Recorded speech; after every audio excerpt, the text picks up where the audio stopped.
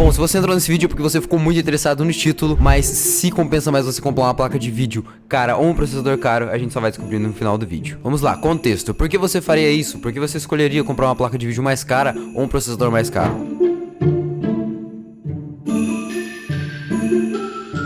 Bom, vai depender da situação. No caso, a sua situação pode ser um up. Às vezes você tá com um processador aí e quer dar um up na sua placa de vídeo. Às vezes a sua placa de vídeo tá dando gargalo e você já quer dar um bom salto aí na placa de vídeo e depois acompanhar com o processador. Ou vice-versa. E hoje a gente vai ver a diferença e vamos testar em jogos para ver a diferença que cada um faz. A gente vai testar com as seguintes peças. Com a configuração de placa de vídeo cara e o processador de entrada, a gente vai ter uma RTX 3060 e o processador vai ser um i7 2600. E na outra configuração, com uma placa de vídeo mais de entrada e um processador mais top de linha, a gente vai testar com uma GTX 1650 e um i7 10700F. Lembrando que todas essas peças que a gente vai usar aqui estão em nosso site, então é só você descer aqui embaixo na descrição, clicar lá se você quiser comprar, se você tiver interesse, tá? Que vai estar lá por um preço supimpa. Bom, as peças que a gente vai estar usando são essas, mas claro que poderiam ser muitas outras, mas um exemplo aí de processador poderia ser o 5600X, ou até mesmo aí um Ryzen 7. Claro que da placa de vídeo a gente também poderia usar outras peças, como uma 3050 ou uma 4070 também daria, mas aqui a gente vai estar usando a RTX 3060. Antes da gente ir para os testes, vamos explicar um pouco como é que funciona essa parte de renderização tanto de vídeo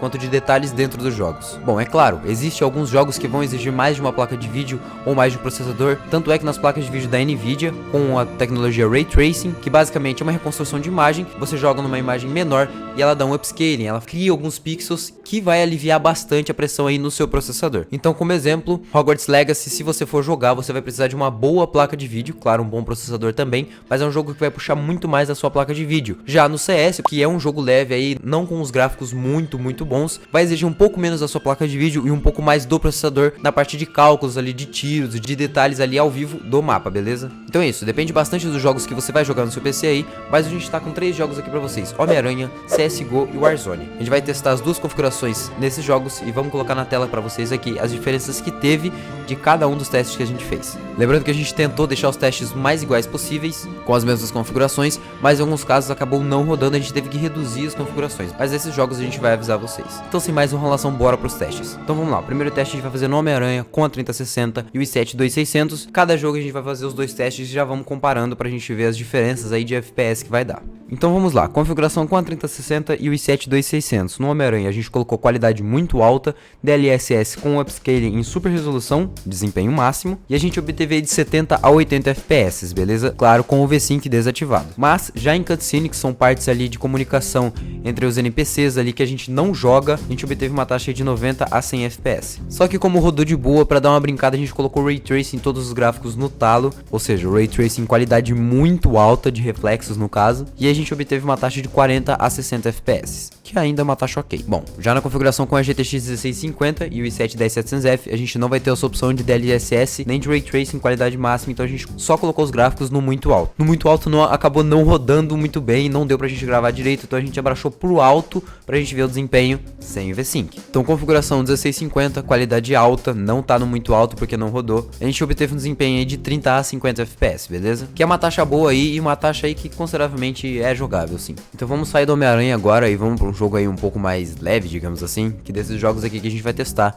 é o mais leve. Chegamos no bendito CSGO, então vamos lá. Primeira configuração, 3060 e 72600. Vamos ver como é que ele se sai. Bom, CSGO a gente deixou no automático, mais especificamente tudo no alto, beleza? Então no automático ele deu pra gente o alto, claro que na 1650 a gente deixou as mesmas configurações pra vocês. Desabilitando a taxa máxima de FPS, ou seja, colocando o código lá FPS underline max 0, a gente obteve uma taxa aí de 100 a 300 FPS também, lógico, vai depender de onde a gente tá no mapa, de quantos tiros estão sendo dados, vai depender bastante dessas situações e do que tá acontecendo no jogo. Claro que no CSGO não tem como a gente ligar DLSS nem Ray Tracing, infelizmente. Agora já na configuração com o i7 10700F e a GTX 1650, eu até me assustei um pouco porque a gente teve um desempenho um pouco maior, mas entra naquilo que eu falei pra vocês, que o CSGO utiliza mais do processador do que da placa de vídeo, pra fazer cálculos ali dos tiros, caminho das balas, então ele acaba usando um pouco mais do processador, então o processador mais top é mais interessante no caso do CSGO. Mas vamos lá, CSGO nessa configuração 1650 com o i7 10700F, nós obtemos a taxa de desempenho de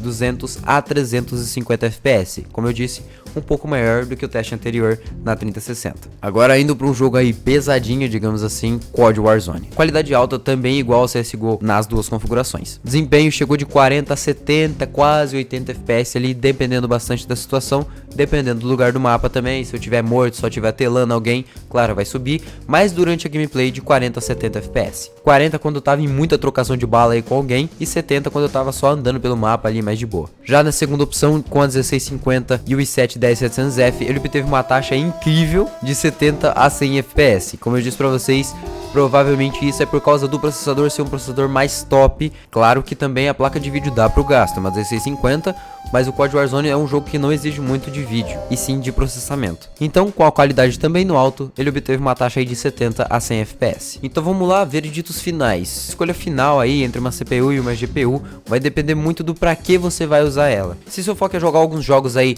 multiplayer, por exemplo, de tiro aí, é interessante que você tenha um bom processador. Claro que você vai precisar olhar no Google ou no site do jogo aí os requisitos mínimos e recomendados para você poder aí estar comprando sua placa de vídeo ou seu processador. Então, se seu foco é processamento de dados, é interessante que você foque mais e invista mais numa CPU, ou seja, num processador. Agora, por exemplo, jogos como Hogwarts Legacy, Homem-Aranha, que é um jogo single player que tem gráficos muito bonitos, é interessante que você invista mais numa placa de vídeo. Em resumo, para você investir numa CPU ou numa GPU, vai depender do para que você vai usar PC, tá? Do seu uso pessoal aí nesse PC. Então, na minha opinião e no meu uso pessoal, como eu tô jogando bastante Valorant, CSGO e Warzone, eu investiria mais no processador. Só que no meu caso lá em casa é a placa de vídeo que tá dando gargalo. O seu animal. Bom, mas se você vai investir numa CPU ou numa GPU, vai depender de você depois de você ver esse vídeo. E aí, no que você vai investir na próxima vez que você for comprar um hardware aí? Posso contar com seu humilde like aqui embaixo? E também deixa um comentário aí do que você vai investir na próxima vez que você for comprar um hardware, beleza? Então é isso, espero de coração que vocês tenham gostado. Deixa o seu comentário e seu like aí embaixo. E é isso, a gente se vê numa próxima. Valeu!